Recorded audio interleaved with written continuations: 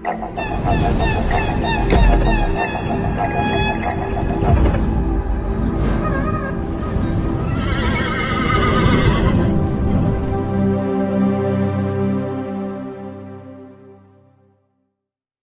హీరోగా రూపొందిన బ్యాక్కుటేషన్ కల్కి 2898 ఏడీ బ్యాక్కుటేషన్ పెద్ద విజయం సాధించింది.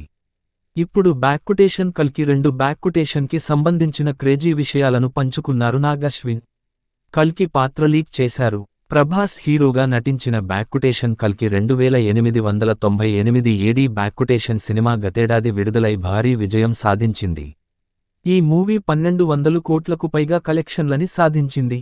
నాగ్ అశ్విన్ ఈ మూవీని మైథలాజికల్ సైన్స్ ఫిక్షన్గా రూపొందించారు.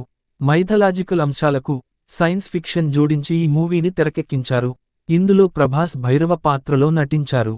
అమితాబ్ బచ్చన్ అశ్వత్థామ పాత్రలో కనిపించారు. సుప్రీం యాస్కిన్ పాత్రలో కమల్ హాసన్ చేశారు. కల్కి 2 బ్యాక్కుటేషన్ పై నాగ్ అశ్విన్ స్పందించారు. క్రేజీ విషయాలను పంచుకున్నారు. కల్కి 2 బ్యాక్కుటేషన్ సినిమాలో పాండవులు ఉండరని, ప్రస్తుతంలో పాండవుల పాత్రలు కూడా కనిపించవు అని తెలిపారు. కాకపోతే కురుక్షేత్రానికి సంబంధించిన సీన్లు ఉంటాయని చెప్పారు. ఈ లెక్కన కురుక్షేత్రంలోని కర్ణుడి పాత్ర, అర్జునుడు, అశ్వత్థామ, కృష్ణుడి పాత్రలు ఉంటాయని చెప్పొచ్చు.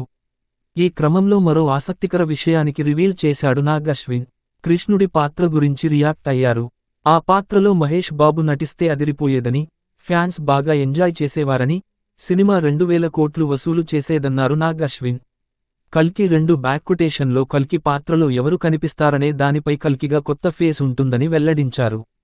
సినిమాల్లో నటిస్తున్న వాళ్లు కాకుండా కొత్త యాక్టర్ని కల్కిగా చూపించబోతున్నట్టు తెలిపారు నాగ్ అశ్విన్.